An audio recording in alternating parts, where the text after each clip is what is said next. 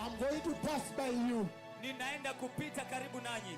And the glory of the Lord will touch you as I pass by you. Nitakapopita karibu na nyinyi.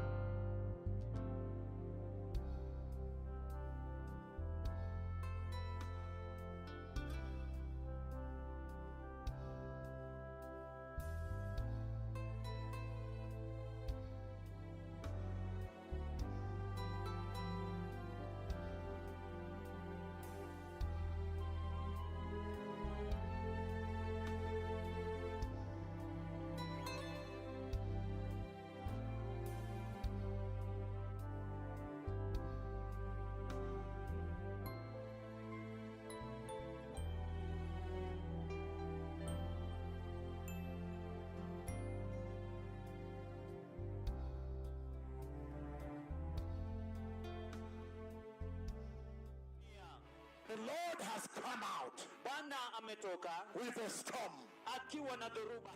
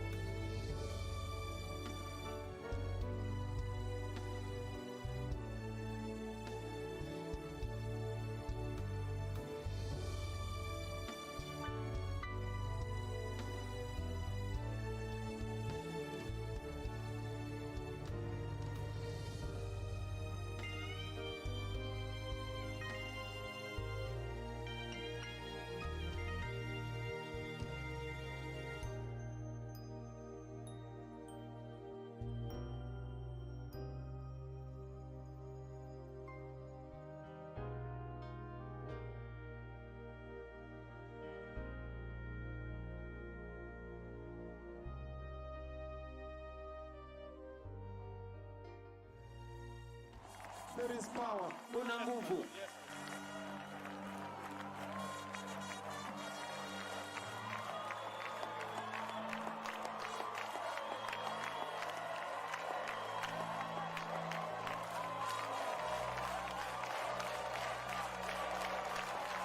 Where? Record it.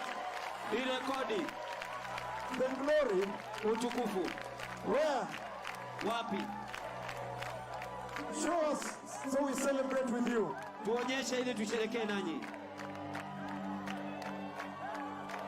Where? Aye. There is a visitation here, right? Kuna mtembeleo hapa, sawa?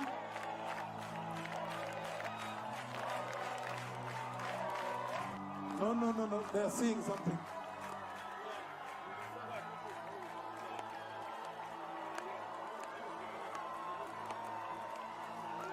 Oh, so the sun is flaring again. Oh, yes. The sun is flaring again.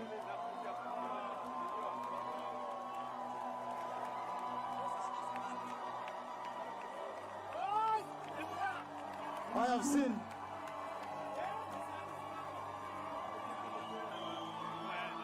Hallelujah.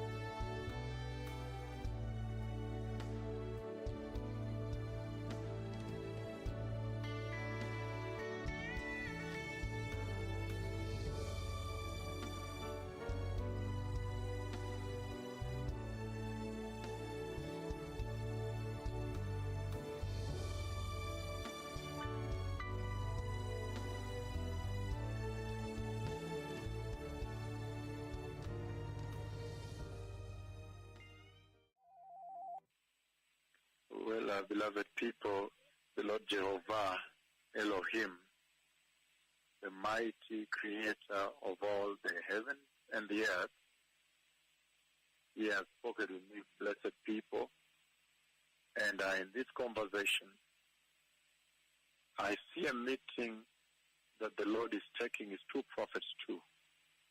When they reach there, I see the two prophets there. And as they arrive, their presence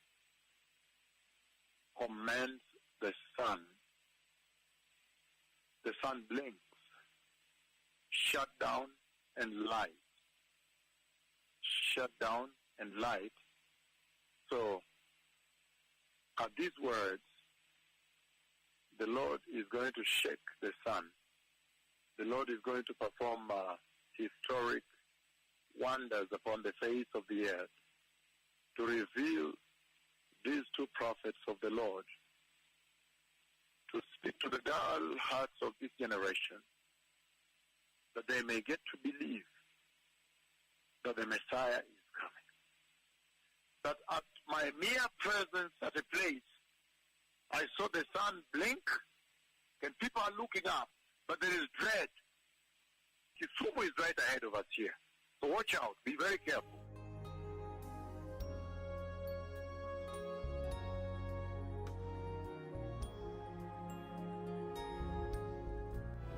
Genesis chapter 3. Mwanzo mlango wa 3. What has happened? Nini kimetendeka? Say it. Iseme. There is a visitation ongoing. Kuna mtembeleo ambao unaendelea.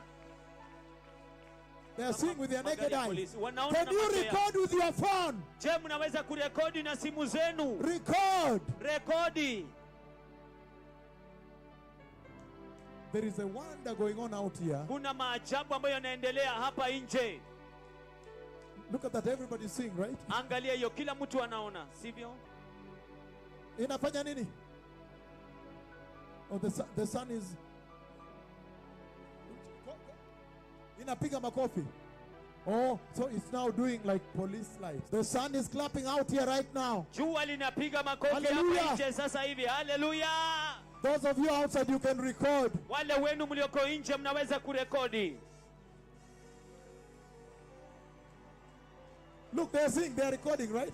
Wana rekodi, sivyo? That is amazing. Nobody has ever done that. Hakuna mtu amewahi.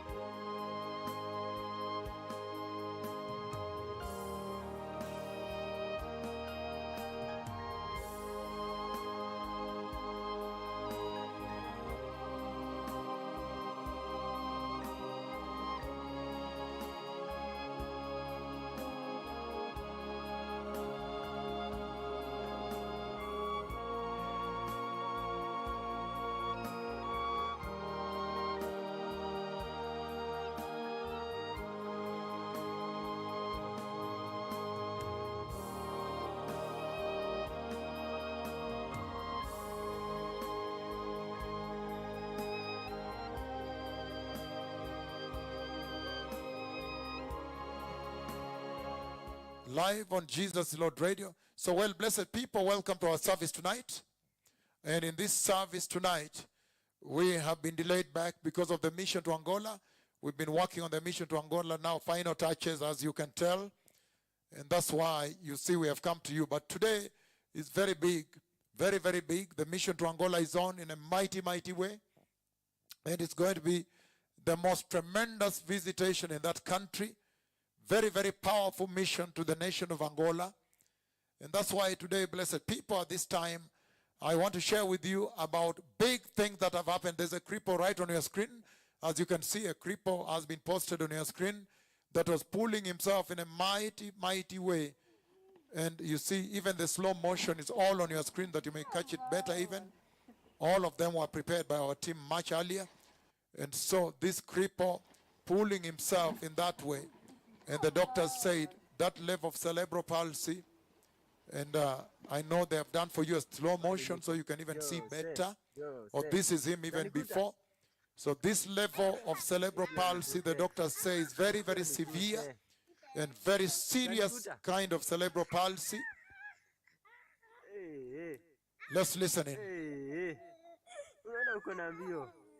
Na furaha kubwa sana hapo sasa. Unaona umenikuta? Umenikuta? And this is what our evangelists do. The advanced team, that the doctors, this is what they do. And again, our team are presenting him to you. Na uko na mbio. Jose.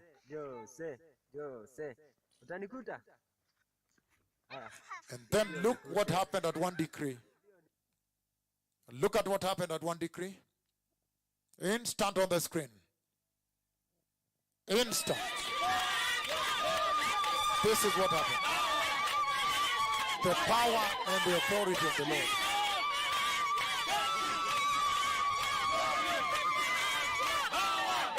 So if you put the two screens together on one screen, on one frame, the sound is very low. If they can raise it, I would be happy.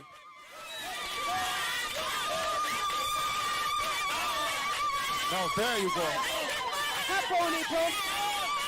Oh, Swahili translator has come late. I've finally made it late. But so you can see now, compare the two. Compare the two. Very powerful, very serious. Look at that now. If you want to see the power and the authority of the blood of Jesus right there on your screen. Linganisha hizo mbili. Iwapo unataka kuona nguvu na mamlaka ya damu ya Yesu, tazama pale katika runinga. And I know our teams are trying to fit him into one screen on the left side of your screen. Najua ya kwamba vikundi vyetu vimejaribu kutengeneza vyema kabisa ili kwamba apate kukaa vizuri kabisa. To make sure he's inside the screen. Even the legs especially. Ili kuhakikisha kwamba yuko ndani katika runinga kabisa, hasa kabisa miguu. Now this is the way to Angola, the journey to Angola. Sasa hii ndio njia kuelekea Angola, safari ya Angola. The Lord is going to lift the cripples of Angola. The power and the authority of charging his prophets is full fire, tremendous fire, monumental fire, astronomical fire, historic fire, unbelievable fire, dreadful fire, mighty fire, shocking fire. That is coming to Angola, and our teams are busy already. You can see they have it on screen there. And then they also look at the monitor what they have on screen.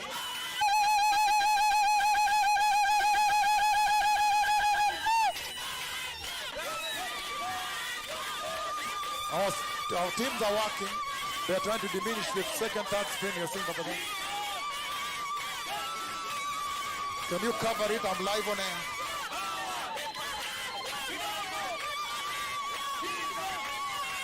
On the left side is not yet all right, please. Lusweti and Randy.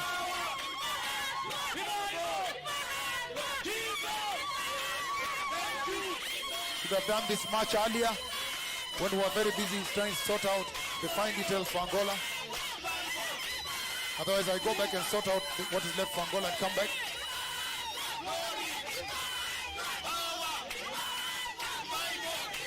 Okay, there is a problem left-hand side. Can they sort it out right? Randy, can you sort that instant?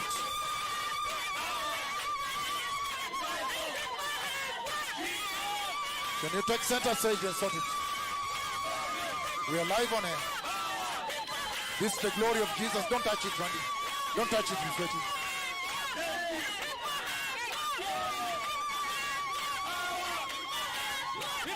Very fast.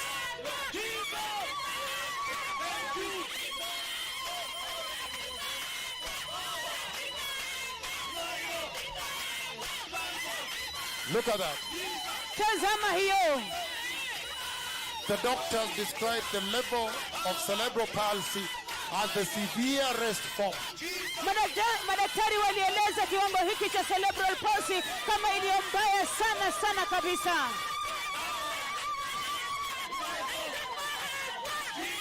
The doctors have described this as the worst ever of cerebral palsy. Madaktari walieleza aina hii ya cerebral palsy kama iliyo mbaya sana kabisa. Randy is working to make sure the boy is full screen inside. By zooming out a bit and then you have it. I don't have to say live on air, it's a shame. This is the glory of Jesus. Huu ni utukufu wa Yesu. Can we have him on full screen first of all as he sort it out? I see Lucette is on another computer sorting it out.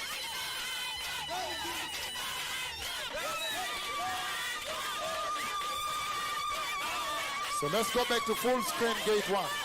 Wacha turudi katika runinga kamilifu kabisa katika lango la kwanza. Once I say so, instant. Must be. Na mara nikisema hivyo lazima iwe mara moja. Gate 1 alone full screen. Okay, so we have mixed up. I hope you're watching your monitor. What's going on there?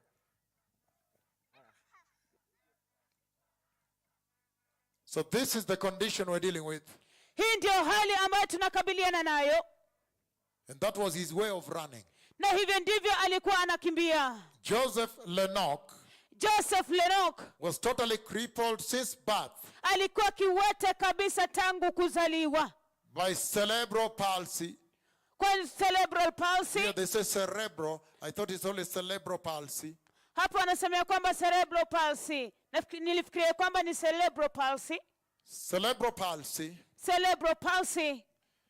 For 5 years. Kwa miaka 5. Could not stand. Hangeweza kusimama. Could not walk. Hangeweza kutembea. Was drooling saliva. Alikuwa anatokwa na mate. And his right hand was shriveled. Today we are going to put the mother here, the auntie here describing her case. Na mkono wake ulikuwa umekunjamana wa kulia. Hivyo basi leo hii tunaenda kumweka shangazi yake hapa. Okay, Swahili is a bit slow today, but anyway, that's all right. We'll just move on. He said was drooling saliva.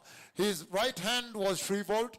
Alikuwa anatokwa na mate na mkono wake wa kulia pia ulikuwa umekunjamana. Could not feed himself. Hangeweza kujilisha.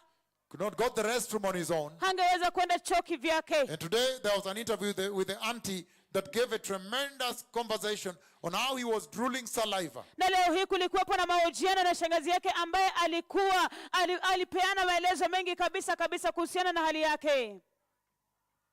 I said how he was drooling saliva. Kuhusiana na jinsi ambavyo alikuwa anatokwa na mate. Okay, today when I listened on the radio, she said, alikuwa anamwaga mate, but that's all right. So, these are the conditions that afflicted him. Hivyo basi hizi ndizo hali ambazo zilimkumba. Was drooling saliva. Alikuwa anamwaga mate. In Gatundia village in Laikipia West. Katika kijiji cha Gatundia kule Laikipia Magharibi. And if they put the slow motion of this, then you can even see bigger the kind of condition he came from. Wakieka akienda polepole mtaona hata kwa ukuu kabisa hali ambayo alikuwa ndani yake.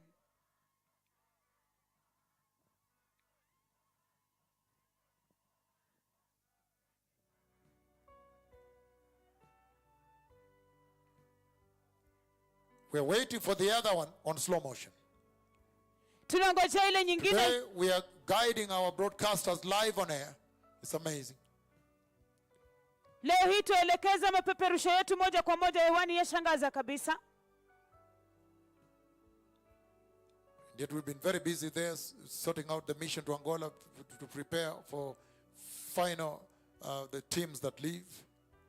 And so this is the condition we're dealing with. Hivyo basi hii ndio hali ambayo tunakabiliana nayo. You can imagine if that were you. Unaweza kuwazia kama huyo angekuwa wewe. Doctors have given up. Madaktari wamekata tamaa. Hospitals have surrendered. Mahospitali zimekata tamaa. And you are told to return your child home. Na unaambiwa ya kwamba urudishe mtoto wako nyumbani. But the joy unspeakable that he exudes. Lakini furaha isiyoneneka ambayo anaidhihirisha. You wonder why people with normal legs can be grumpy and sad. Unashangaa ni kwa nini watu wakiwa na miguu, walio na miguu kamilifu na mizuri kabisa, wanaweza kuwa na huzuni na kunungunika. And yet, in this condition, when he saw our teams who have come to record him, he was so joyous. He was so happy. Lakini ilhali katika hali hii, wakati ambapo aliona vikundi vyetu ambao walienda kumrekodi, alikuwa na furaha nyingi kabisa kabisa. Look at that joy. Tazama furaha hiyo. How many of you, when you have feet, you are still battling with the Lord to give you better shoes, or which type of shoes? Je, ni wangapi wenu wakati ambapo mko na miguu bado mnangangana na Mungu ati awapatie viatu vizuri, awapatie viatu ambavyo vinafaa?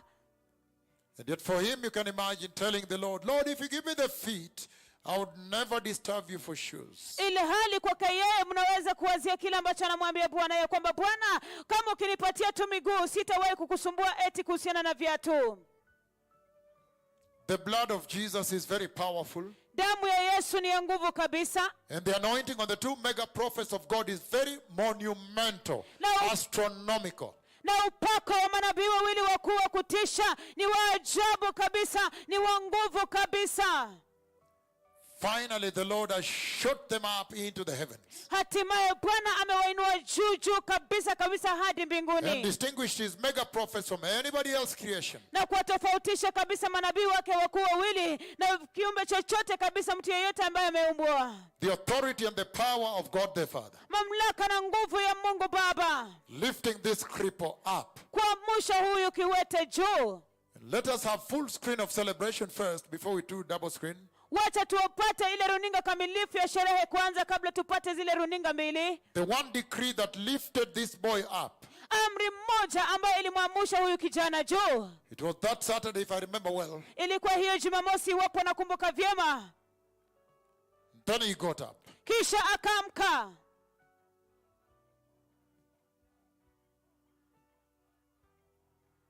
We are waiting. There you go now. Hapo alipo sasa. And to get up perfectly. Na akaamka kwa ukamilifu kabisa, bora kabisa. And to get up perfectly. Na kuamka kwa njia bora kabisa kamilifu. That is a wonder. Hilo ni ajabu. This is a big wonder unfolding in our eyes. Hili ni ajabu kubwa kabisa ambalo linatukia machoni petu.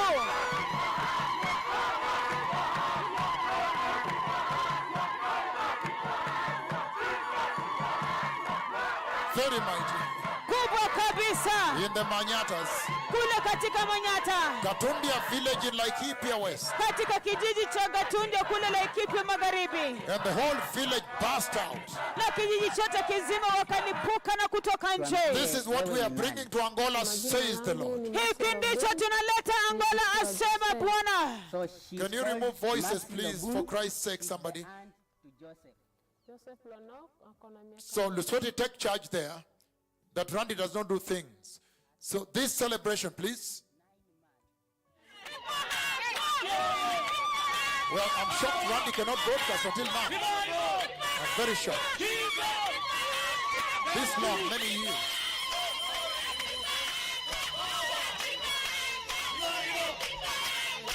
Look at this wonder. Tazama ajabu hili.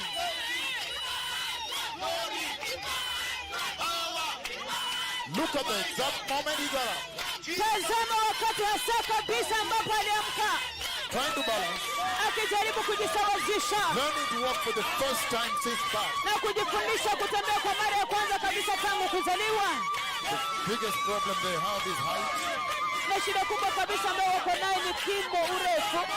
But they are normally at ground level since birth. So when they get up, they feel they will fall. Kwa sababu kila wakati wako katika mahali pa chini tangu kuzaliwa. Kwa hivyo wakati ambapo wanaamka namna hii tu na kwenda kutembea, wao wanaogopa ya kwamba wanaweza kuanguka.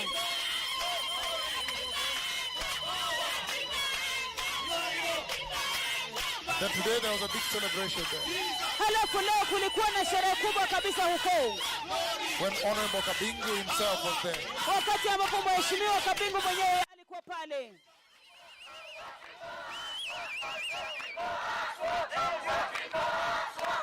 Look at him now, even better. Mtazameni sasa, ako hata bora zaidi, Even better. bora zaidi. Jesus of Nazareth.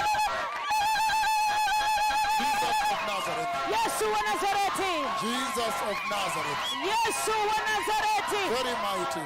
kuu kabisa. The Messiah is coming. Masia anakuja. Look at the way he's trying to walk sideways. Tazama jinsi ambavyo anajaribu kutembea kwa upande upande. The reason he spreads his legs because he fears height to fall. Sababu ambayo amepanua miguu yake ni kwa sababu yeye anaogopa urefu, anaogopa kuanguka, Because they are always at ground level on the sand. kwa sababu kila wakati wao wako chini kabisa katika udongo kwenye mchanga. So when they get up, it's too high for them. They feel they will fall. That's why they spread their legs and move slowly by slowly by slowly by slowly because they fear. Hivyo basi wakati ambapo wanaamuka namna hii na kuanza kutembea, huwa wanaogopa kabisa urefu, kwa sababu wanaogopa kabisa. Ndio sababu wanapanua miguu na kwenda pole pole pole pole pole pole katika uoga. You see Honorable Kabingu there. Unaona mheshimiwa Kabingu wako pale, Very senior bishops are there, senior clergy. maaskofu wa ngazi ya juu kabisa wako pale, na ukuhani wa ngazi ya juu. Senior Bishop Margaret Mudei is over there. Askofu mwandamizi Margaret Muthee ako pale, Many other bishops are there. na maaskofu wengi wengineo wako pale, And senior pastors from Laikipia, Nyahururu. na wachungaji wa ngazi ya juu, wachungaji wakuu kutoka Laikipia, Nyahururu. The revival of the Bible is here.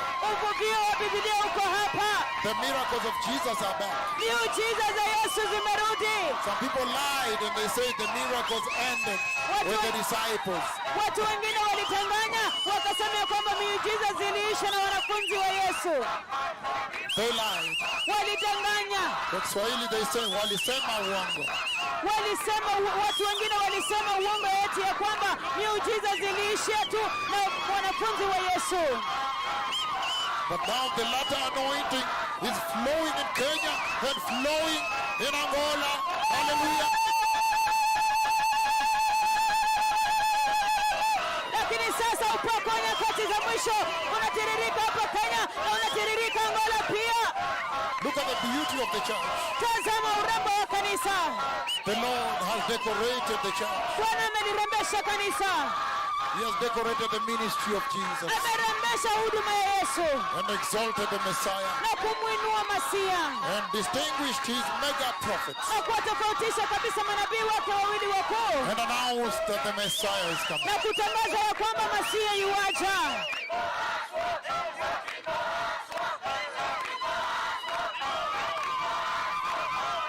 Very powerful. Ya nguvu kabisa. You see Margaret Mudei, Unaona Askofu Margaret Muthee, very senior bishop right there, askofu wa ngazi ya juu kabisa pale, and senior bishop Honorable Kabingu, na naibu askofu mkuu Honorable Kabingu many other people. na watu wengi wengineo. Serious time in the church, Wakati ulionyeti kabisa kanisani, preparing the way for the coming of the Messiah in a beautiful decorated manner. kuandaa njia kwa ajili ya kuja kwa Masia katika njia ya kupendeza kabisa, njia iliyorembeshwa mno. Let's see if Randy can broadcast again. Can you try him again?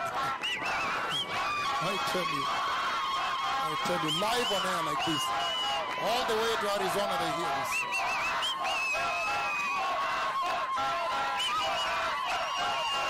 Look at that. Tazameni hiyo.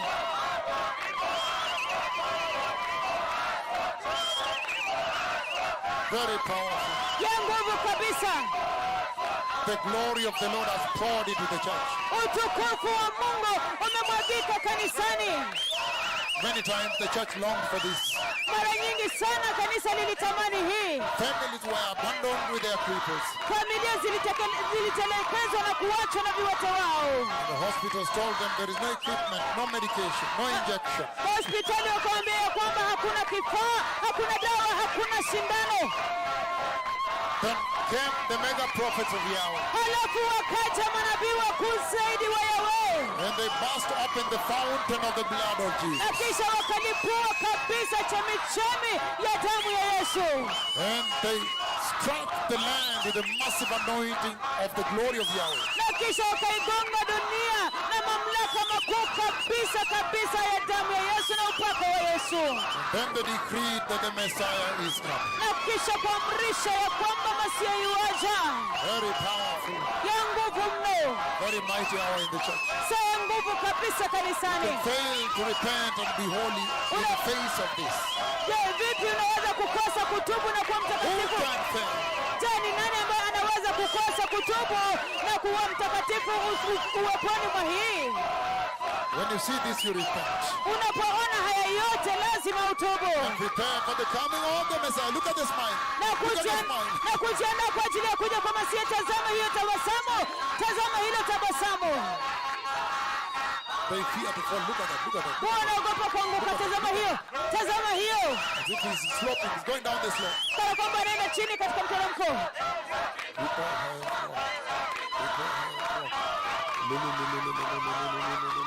Very mighty over here. Kubwa kabisa kabisa kule.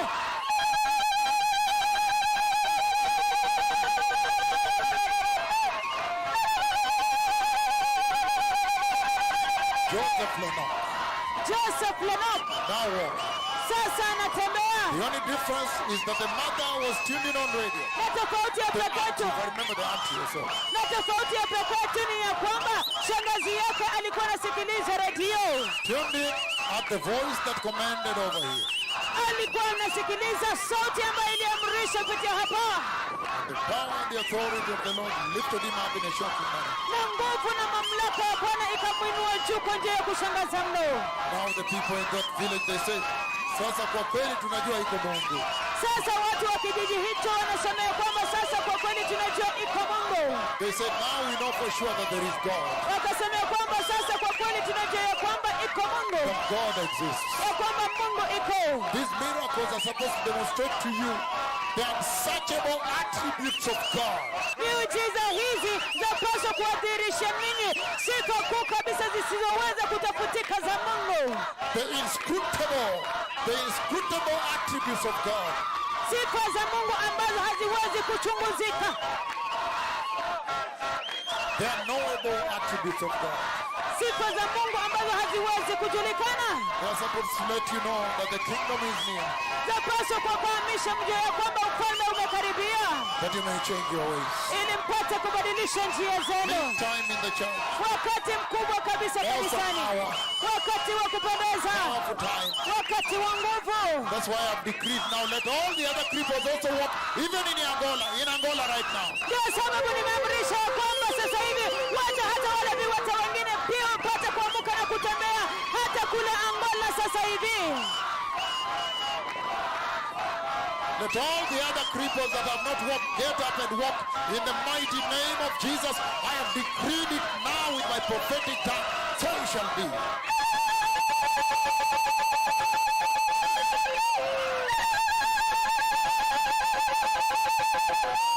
Hivyo wacha viwete wote wengine ambao hawajaamuka na kutembea wapate kuamuka sasa hivi na kutembea katika jina kuu kabisa la Yesu Kristo. Hivyo nimeamrisha na ulimi wangu wa kutisha wa kiunabii, ndivyo itakavyokuwa. Now you'll see a lot of cripples get up and walk all over Kenya and abroad, and in Angola especially. Na sasa mtaanza kuona viwete wengi kabisa wakianza kuamuka na kutembea hapa Kenya na pia katika mataifa za ng'ambo na hasa kabisa kule Angola. This is one day after his healing. Hii ni siku moja baada ya uponyaji wake. Look at the smile, the joy, the fears that is going on. He's saying there is no going back.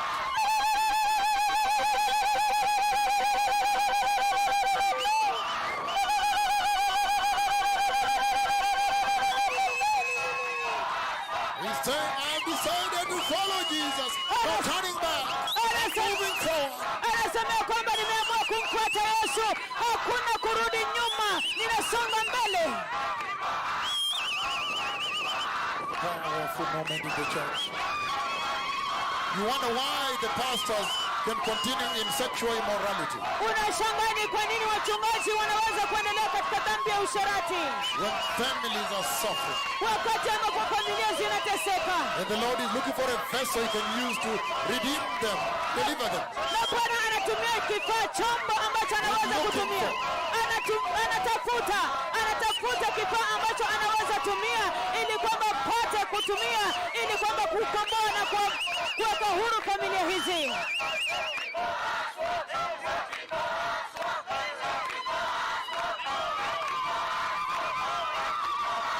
Wonder why somebody in America would be preaching prosperity. Unashangaa ni kwa nini mtu kule Marekani anaweza kuwa na ubiri ufanisi? When America also has so many people. Wakati ambapo Marekani pia wako na viwete wengi kabisa. They are longing for this type of glory and visitation. Na wanatamani aina hii ya utukufu na mtembeleo.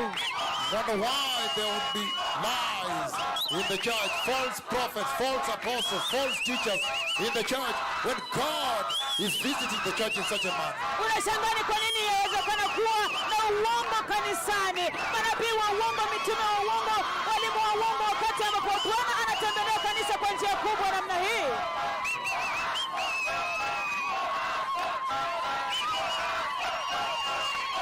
Powerful time in the church. Wakati wa nguvu kabisa kanisani. This is the way in Luanda, Angola.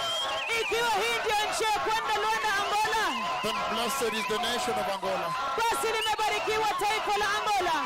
That's why I bless them over there. Yes. Senior Archbishop Professor Makwengo.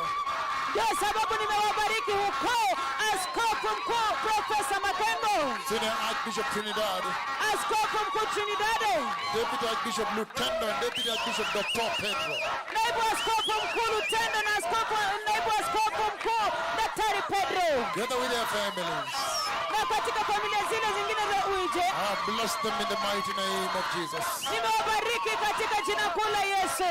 Together with the entire leadership of the government of Angola. Pamoja na uongozi kamilifu kabisa wa serikali ya Angola. Bless them in the mighty name of Jesus. Nimewabariki katika jina kuu la Yesu. And the entire church of Christ in Angola blessed you with revival in the mighty name of Jesus as I come.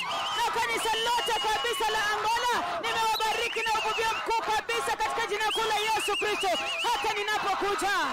That you too may taste this goodness of the glory of God. Ya kwamba ninyi pia mkapata kuonja wema huu mtamu kabisa wa utukufu wa Mungu.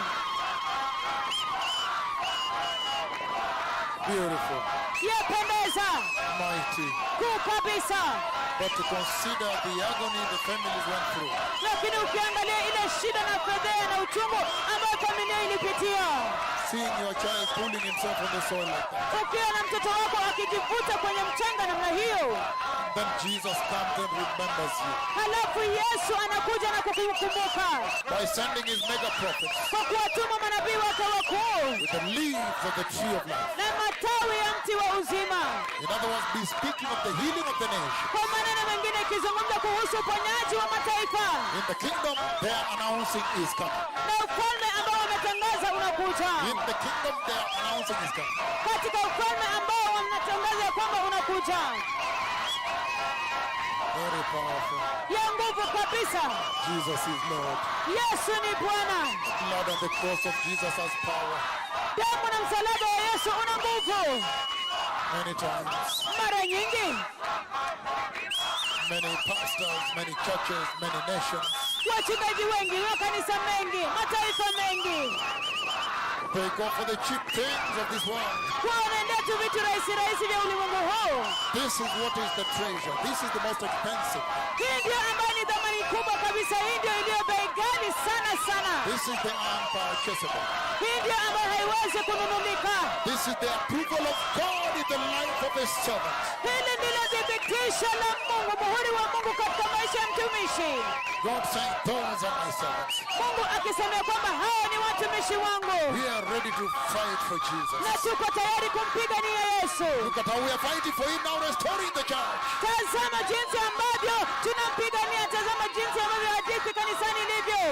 cleaning up the church na kusafisha kanisa with this glory, with this truth.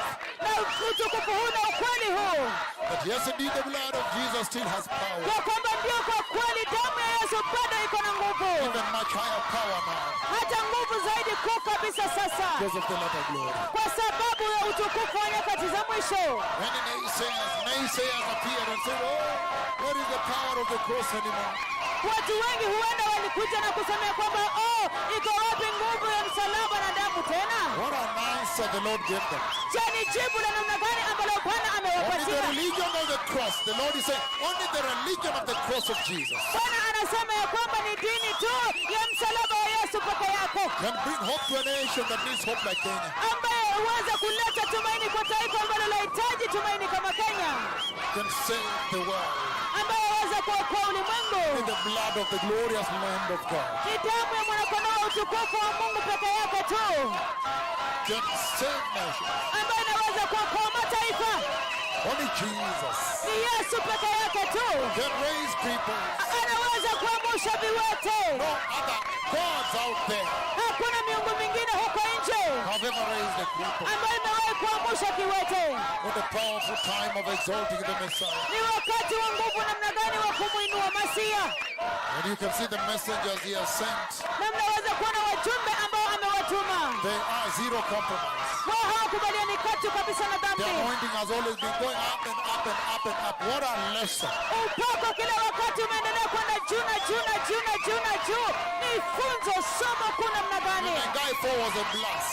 Menenga ya nne ilikuwa mlipuko mkubwa. After which we have how many cripples now? Baada ya hiyo tuko na viwete wangapi sasa? 45 cripples after Menengai 4. That's a Bible record broken.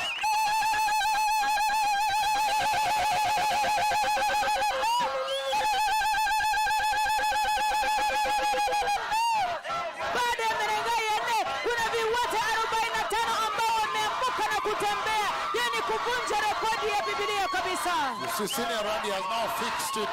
He's now showing his dexterity and the prowess of his work. Unaona sasa mchungaji Randi sasa ameweka vyema kabisa. Sasa anaonyesha uweledi na ufasaha wa kazi yake. Uhodari Anaonyesha uhodari wa kazi na yake ukali wake. na ukali wake.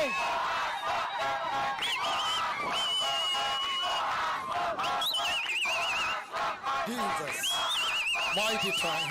Wakati mkuu, I tell you, nakwambia, in a short while I'll be leading you to the Lord. kwa muda usiokuwa mrefu nitaongoza kwa Bwana, But for a moment, lakini kwa kitambo kifupi, let us have one worship. wacha tupate wimbo mmoja. For a moment, Kwa kitambo kifupi, I want to say this. nataka kusema hivi. I want to say the following. Nataka kusema yafuatayo. I want to say the following. Ninataka kusema yafuatayo, That there are two sides of this coin. ya kwamba kunazo upande mbili za mwito huu. And I'm asking the nations and the peoples of this earth, Nami ninayauliza mataifa na watu wa dunia hii, choose the side of grace. ya kwamba chaguani upande wa neema, Because I want to demonstrate to you, illustrate to you, and show you kwa sababu ninataka kuwadhihirishia na kuwaonyesha the other side, the side of the wrath of God that we behold. ule upande mwingine, upande wa ghadhabu ya Mungu ambaye tumebeba. I see myself speaking to myself Ninajiona nikizungumza na mimi mwingine up there in the sky. pale juu angani, And I see I'm covered with bees everywhere, including the eyes and the lips and the beard and everything. nami najiona ya kwamba nimefunikwa na nyuki kila mahali, kuhusisha katika macho, katika midomo na katika ndevu na kila mahali. And in that condition, I'm speaking with myself down there on the earth. Na katika hali hiyo nazungumza na mimi mwingine pale chini duniani. And as I speak, as I open my mouth, the bees are falling between the upper and the lower lips. Na ninapoongea nyuki wanaanguka kabisa kutoka midomoni mwangu katika mdomo wa juu na mdomo wa chini, Even the eyes between the upper lids and the lower. na hata macho katika kope za macho. The wrath of God Ghadhabu ya Mungu We are loaded with the wrath of God, the unbelievable, unbearable wrath of God. No nation wants to take wrath from us. Never ever. You don't want that. Tumejaa kabisa na ghadhabu ya Mungu. Ghadhabu ya Mungu ya kutoaminika kabisa. Ghadhabu ya Mungu ya kutositirika kabisa kabisa. Hakuna taifa lolote ambalo linaweza kustahimili ghadhabu yetu. Hutaki hiyo. You cannot. Huwezi. You cannot. Hawezi. I cannot even wait for Swahili right now. You cannot. Huwezi kabisa. You cannot take the wrath we behold. You cannot. Huwezi chukua ghadhabu tuliyobeba. Hamwezi. And so I want to show you a bit of the wrath and the enormity of the power that we have not revealed to you. Hivyo basi tunataka kuonyesha kidogo tu kuhusiana na ghadhabu ndogo na ile ukuu kabisa wa nguvu ambayo hatujaonyesha. We're going straight to one worship song and then we'll go straight to it. Tunaenda kwa wimbo moja wa ibada halafu moja kwa moja tuingie kwayo. Thank you. Asante.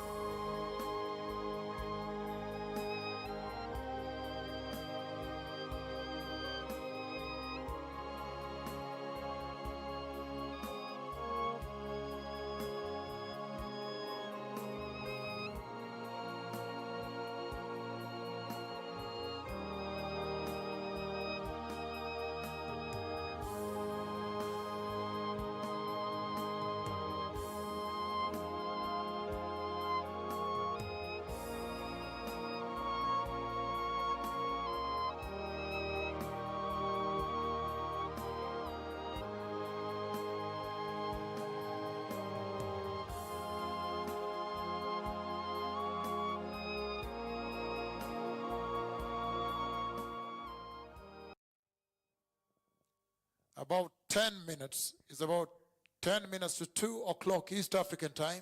Hivyo basi hivi sasa ni saa 8 kasoro dakika 10 majira ya Afrika Mashariki. And so, Hivyo basi we want to present to you the other side of this raising of cripples, announcing the coming of the Messiah, releasing the grace of God, the other side. tunataka kuwaonyesha upande ule mwingine, upande huu wa kuamsha viwete, kutangaza kuja kwa Masia na kuonyesha neema ya Mungu. Sasa ule upande mwingine, Right there on your screen. moja kwa moja pale katika runinga zenu.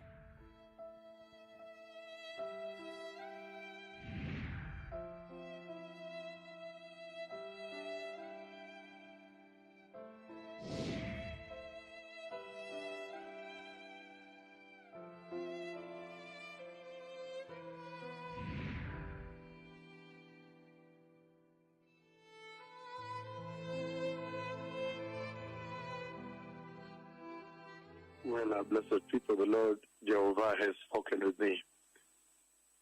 The Lord has spoken to me about an ocean coming out. I see people running. There is a tsunami that's going to come. That means there's going to be an earthquake that will hit the bottom of an ocean. And I see people running. I see them running for their life. And I see the ocean coming out. And a lot of people running. The tsunami chasing them. And they're running, trying to lock their... He has put me there and I've run for my life with them. Not the way the Lord speaks to his servants. And so, after doing so, then the Lord brought me to stand near that ocean. And he asked me to strike that ocean with the judgment of the Lord. And then, exactly as I saw the ocean chasing them, the ocean began to chase people strictly at the word of my tongue. I passed the judgment of the Lord on that nation, and the ocean came out. Those people are light-skinned people. That area is light-skinned people. So there is a very severe storm that is going to come from the ocean. I do not know whether it's an earthquake strike the bottom of an ocean or it's coming as an ocean storm. But a lot of people are running. I have been running. The Lord put me there. I ran for my life. Together with them, they were trying to lock their shops, lock their houses, and people are running for their lives.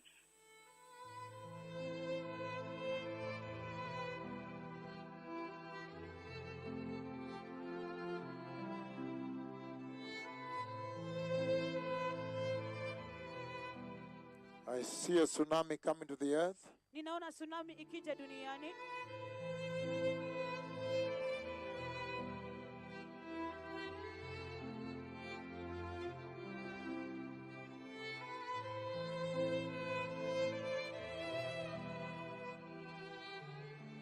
I see a tsunami coming to the earth soon. Ninaona tsunami ikija duniani hivi karibuni.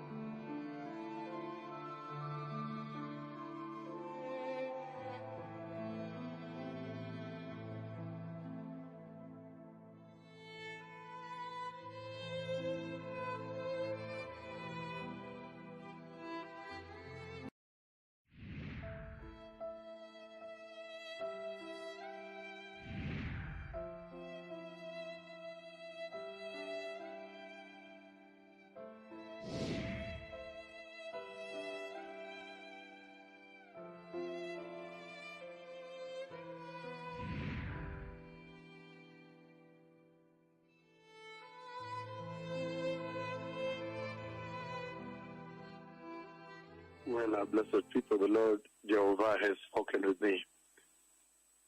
The Lord has spoken to me about an ocean coming out. I see people running. There is a tsunami that's going to come. That means there's going to be an earthquake that will hit the bottom of an ocean. And I see people running. I see them running for their life. And I see the ocean coming out. And a lot of people running. The tsunami chasing them. And they're running, trying to lock their... He has put me there and I've run for my life with them. You know the way the Lord speaks to his servants. And so, after doing so, then the Lord brought me to stand near that ocean. And he asked me to strike that ocean with the judgment of the Lord. And then, exactly as I saw the ocean chasing them, the ocean began to chase people strictly at the word of my tongue. I passed the judgment of the Lord on that nation, and the ocean came out. Those people are light-skinned people. That area is light-skinned people. So there is a very severe storm that is going to come from the ocean. I do not know whether it's an earthquake strike the bottom of an ocean or it's coming as an ocean storm. But a lot of people are running. I have been running. The Lord put me there. I ran for my life. Together with them, they were trying to lock their shops, lock their houses, and people are running for their lives.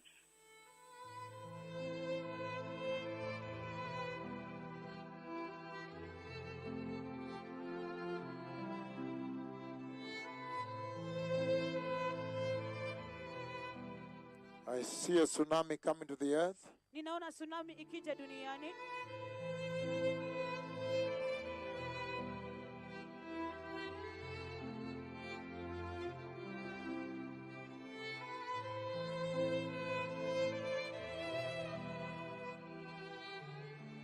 I see a tsunami coming to the earth soon. Ninaona tsunami ikija duniani hivi karibuni.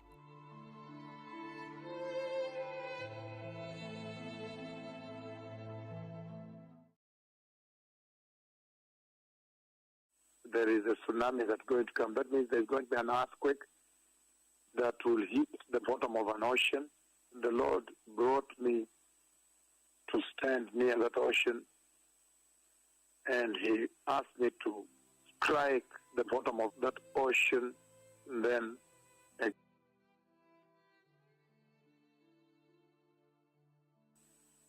he asked me to strike the bottom of that ocean, and then exactly as I saw, the ocean began to chase people strictly at the word of my tongue.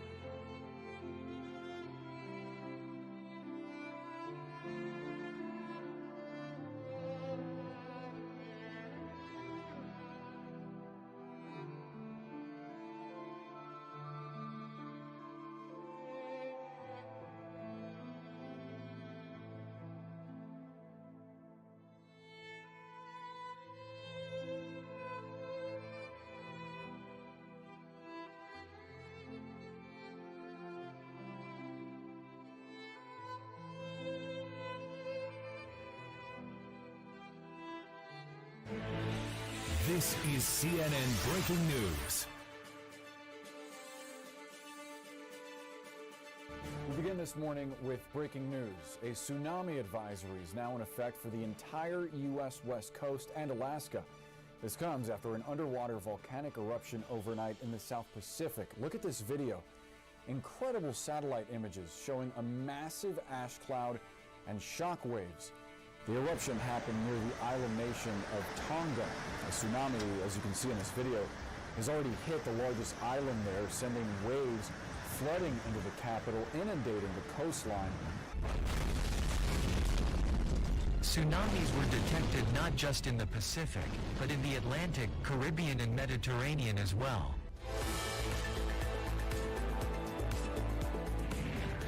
The series of dramatic events started when scientists registered a 5.8 magnitude earthquake in Tonga. The next day, scientists recorded a second 4.5 magnitude earthquake. And the volcano exploded.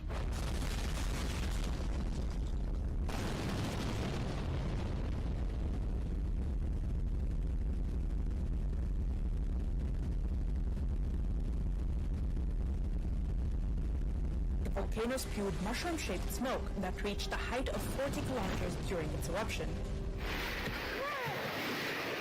Tongans are on the beach to film the first waves hit the coast. They record the tsunami as it surges through streets near the capital, Nuku'alofa, catching some people inside, while others scramble for higher ground. Only minutes before the waves arrive, Tongans hear the Hunaha'ai volcano explode.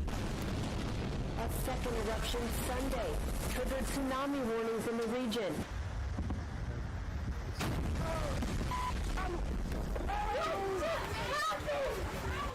This woman is in a church in the village of Patanata. She's talking to friends on her phone. They tell her to leave. I can't go, she says. The water's too high outside. The church is right on the beach, and more waves wash inside as she records. Others want to save property. Several try to free up this car on the beach, but then they scramble back as a wave takes the car. These pictures are from the New Zealand High Commission. Described as the most violent eruption captured on satellite with the equivalent force of a magnitude 5.8 earthquake. At sea level, the eruption resembled a mushroom cloud, a mass of steam, ash and rock surging out of the ocean 20 kilometres into the air.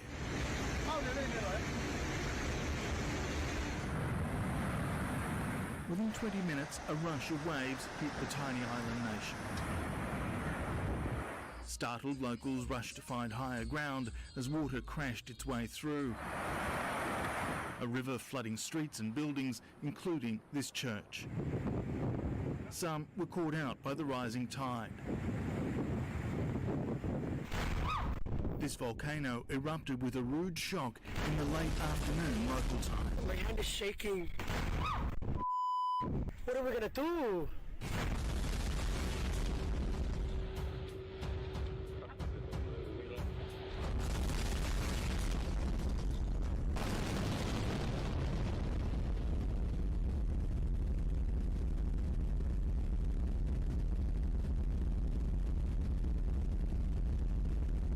There is a tsunami that's going to come. That means there's going to be an earthquake that will hit the bottom of an ocean, strike the bottom of an ocean.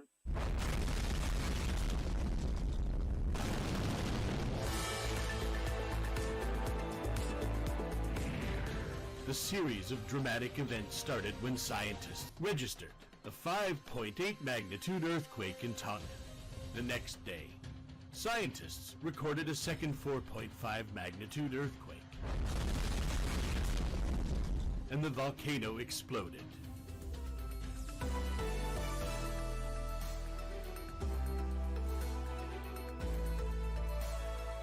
An underwater volcanic eruption on Saturday triggered tsunami warnings across the Pacific Rim.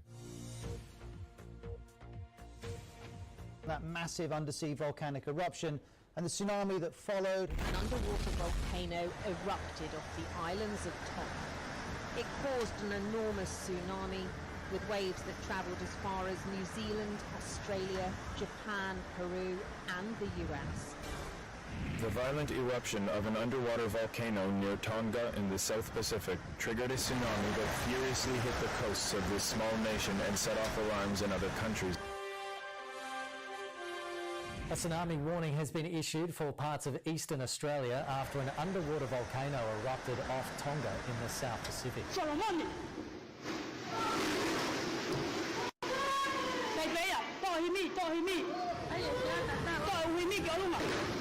This once bustling port, now buried in ash and dust. A lush green neighborhood, now just a sea of grey.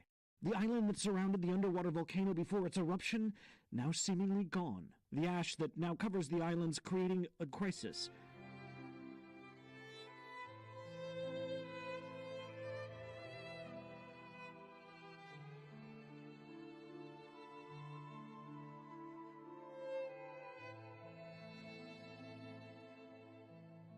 I see a tsunami coming to the earth soon. Ninaona tsunami ikija duniani hivi karibuni.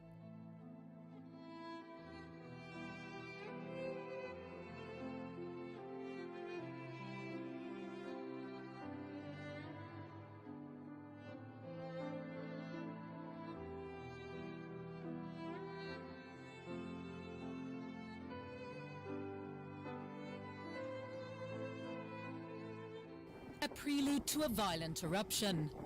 On Friday, the Hunga Tonga Hunga Hapai volcano sent plumes of smoke and ash shooting into the sky. In an explosion so powerful, it sent shockwaves around the world. And from this tiny speck in the Pacific Ocean, shockwaves across the globe. Tsunami warnings were issued for Pacific islands including Fiji, Samoa, Hawaii and Norfolk and Lord Howe Islands, along with the Australian East Coast, Japan, the US and Canadian Pacific Coast. The impact stretched to New Zealand, Ecuador, Peru and Chile. Those shockwaves travelled at more than 1,000 kilometres an hour, reaching almost 7,000 kilometres to Perth, with the sonic boom heard in Alaska, almost 10,000 kilometres away. Tsunami sirens were heard in Ecuador. A 2-metre tidal surge and large waves washing ashore sank a number of boats and damaged others at a marina in New Zealand's far north. This boat sunk all through the harbour.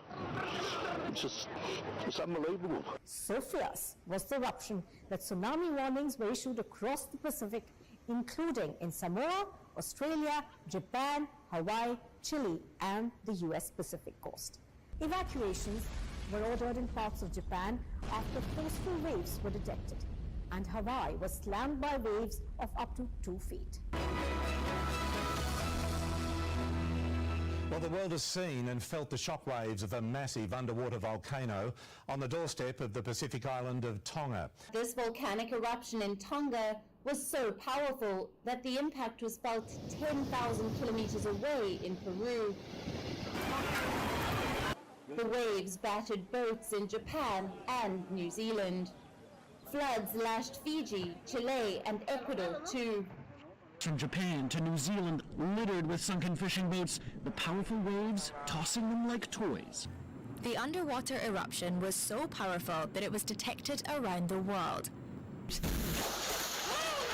Storm stretching from Albury through to Port Macquarie. We turn now to that rare tsunami advisory for the entire North American West Coast from Alaska to California. And take a look at these images from Pacifica, California, showing waves crashing into the shoreline.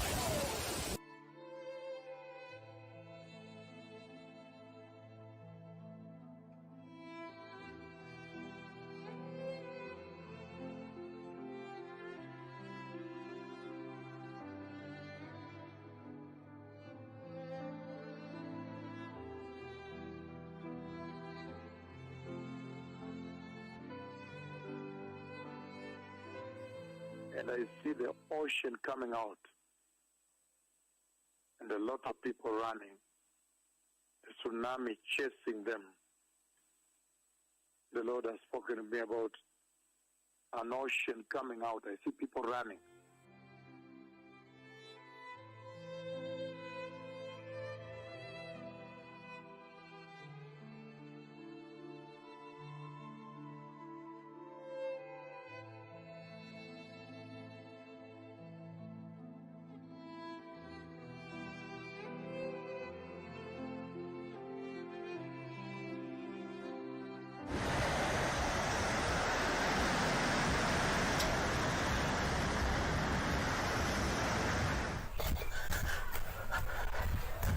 This desperate mum then rushes to gather her children. Everybody get up.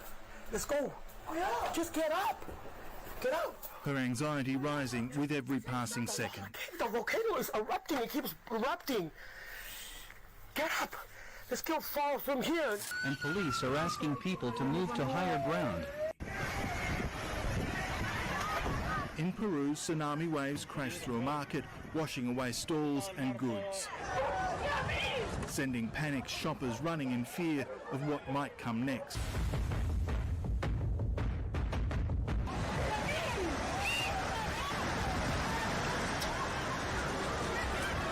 There is a tsunami advisory in effect. Stay out of the water, off the beach, and away from the coast.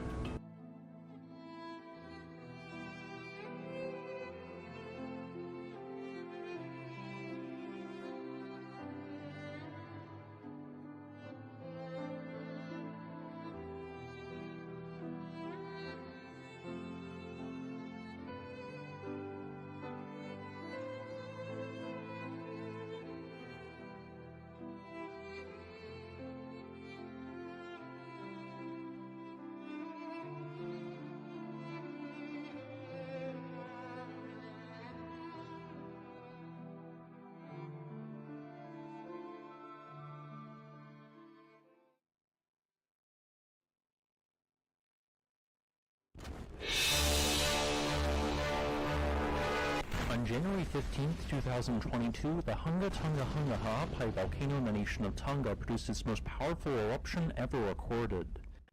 Scientists are starting to take the measure of the monster volcanic eruption that rocked the South Pacific Kingdom of Tonga earlier this month. The high end of the Tonga volcano estimate is equivalent to about 1,200 Hiroshima bombs.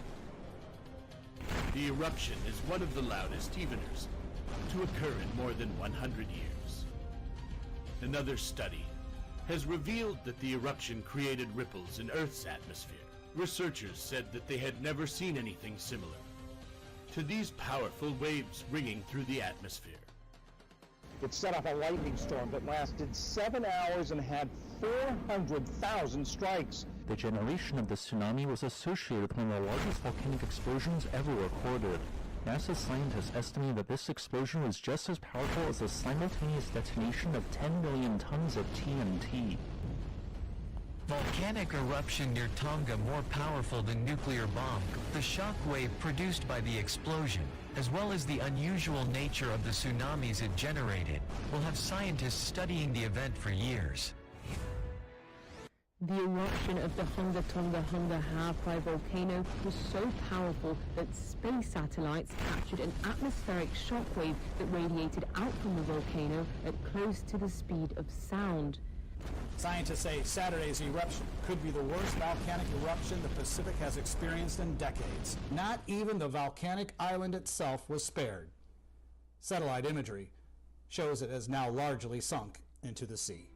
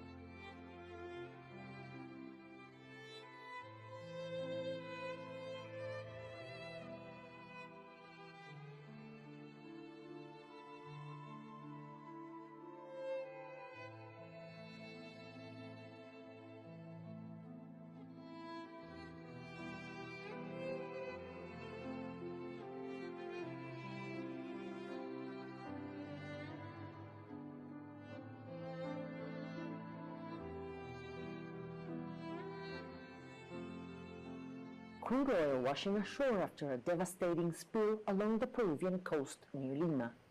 The tsunami caused by the volcanic eruption near Tonga on January 15th apparently ruptured an underwater pipeline as a Spanish Repsol oil tanker was unloading crude at a refinery, causing the disaster. An investigation is underway. Authorities say the challenge to contain and clean the estimated 6,000 barrels dumped may be impossible to accomplish. On Thursday, President Pedro Castillo declared the environmental emergency, describing the oil spill as the most worrying ecological disaster in recent times.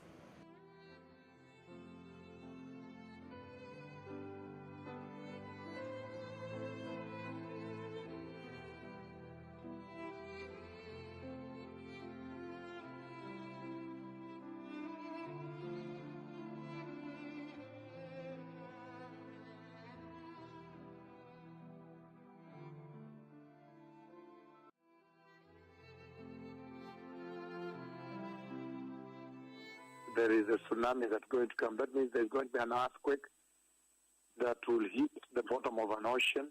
The Lord brought me to stand near that ocean, and He asked me to strike the bottom of that ocean. Then, exactly as I saw, the ocean began to chase people strictly at the word of my tongue.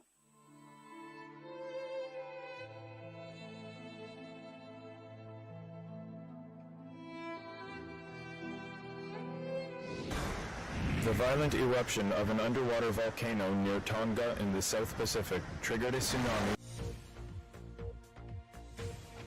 That massive undersea volcanic eruption and the tsunami that followed. Scientists are trying to understand why the eruption of an underwater volcano near Tonga in January was so powerful and catastrophic. The explosion caused a sonic boom heard across multiple countries, sent a plume of ash up to space. Tsunamis were detected not just in the Pacific, but in the Atlantic, Caribbean and Mediterranean as well. An explosion so powerful, it sent shockwaves around the world.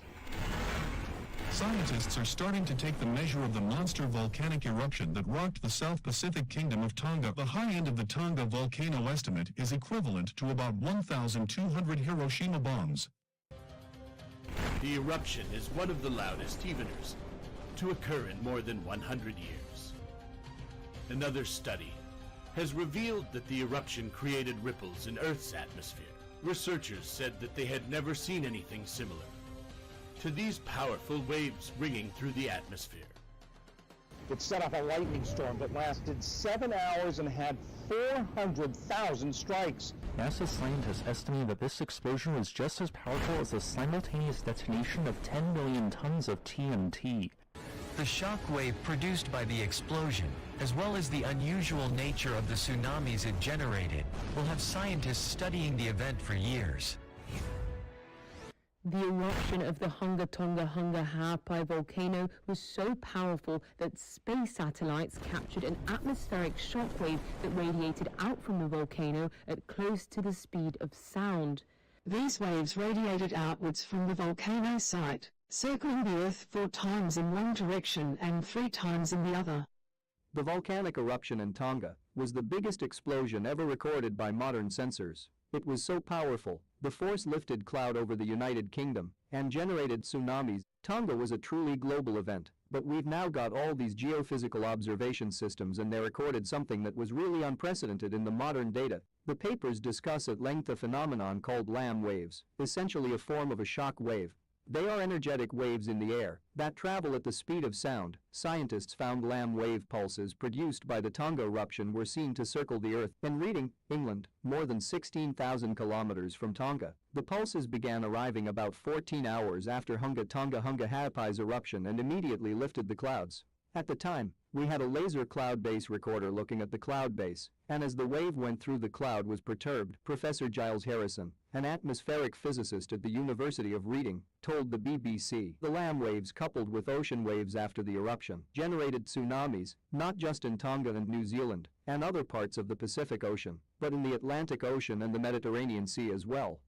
The audible shockwaves were also heard by people 10,000 kilometers away in Alaska. The infrasound signal indicated the blast produced an atmospheric pressure wave comparable with the biggest ever nuclear explosion, but lasted 4 times longer. During the initial seconds of the explosion, a large area in the center of the island slid into the sea and a massive landslide generating a destructive tsunami with initial wave heights of up to 15 meters or 49 feet.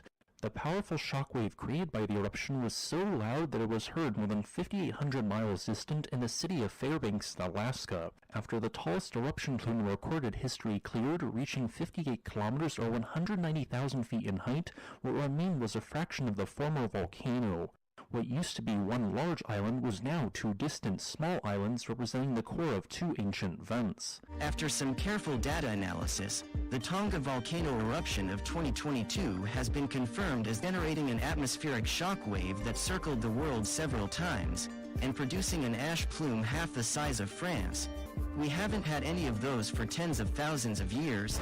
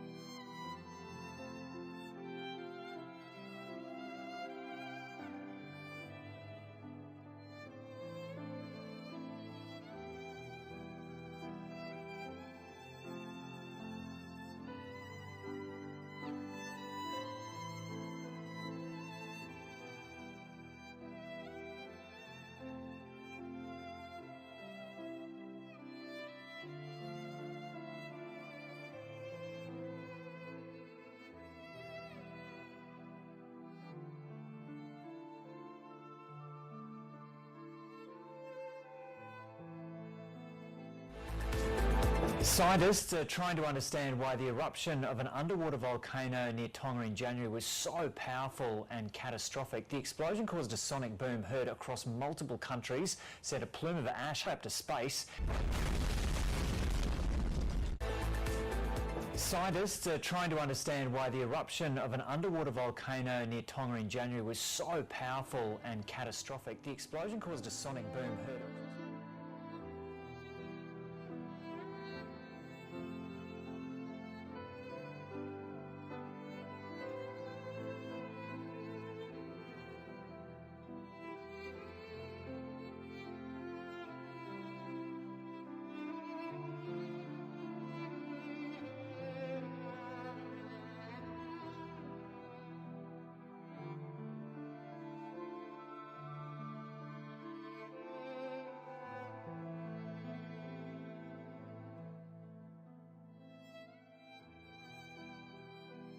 tremendous moment took place in the church. Jumapili wakati mkuu kabisa ulitendeka kanisani.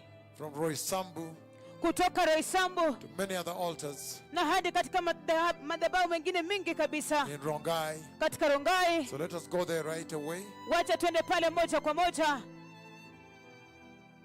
The many healings that took place. Kuna ponyaji nyingi kabisa ambazo zilitendeka.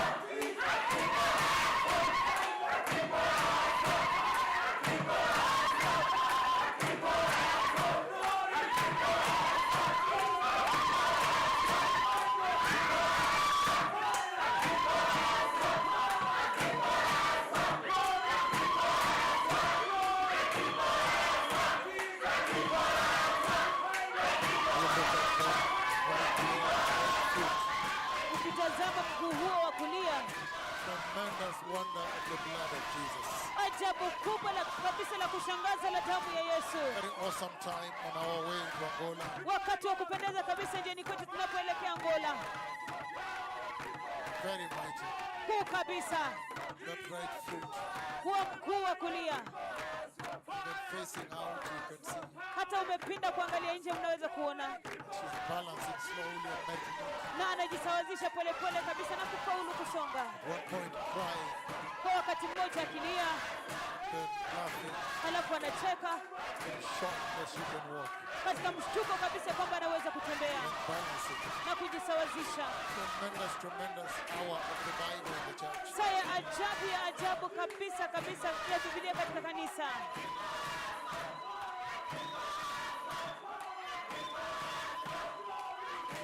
It's very powerful church. Hili ni kanisa la nguvu kabisa. You may not have built the blue stones and the diamonds and the golden cathedrals. Huenda hatujajenga yale makatedrali ya vioo na almasi na lulu na fedha na dhahabu. Just built vibunda like this. Tumejenga tu vibanda namna hii. They call mitumba. Ile ambayo wanaita mitumba. Oh, inside. Lakini mle ndani is Yahweh himself. Ni Yahweh mwenyewe. The power of God himself. Nguvu za Mungu mwenyewe. The presence of God. Uwepo wa Mungu. Saturated inside. Ikiwa umeelea kabisa na kusambaa kote mle ndani. Very powerful. Ya nguvu kabisa.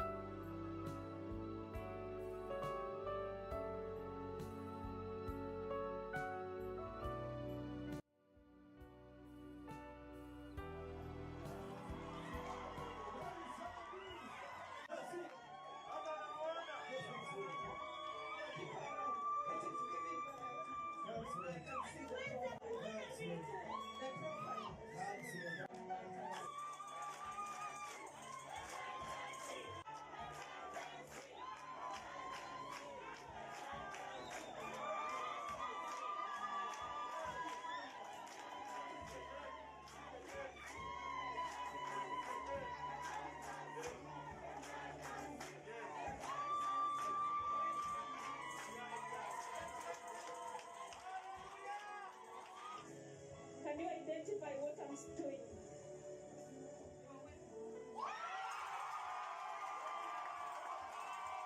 Now I'm holding an object before you. Are you able to identify?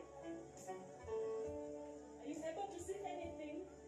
I can see something shiny. You can see something shiny? Are you able to see? Yeah. What are you seeing? I'm already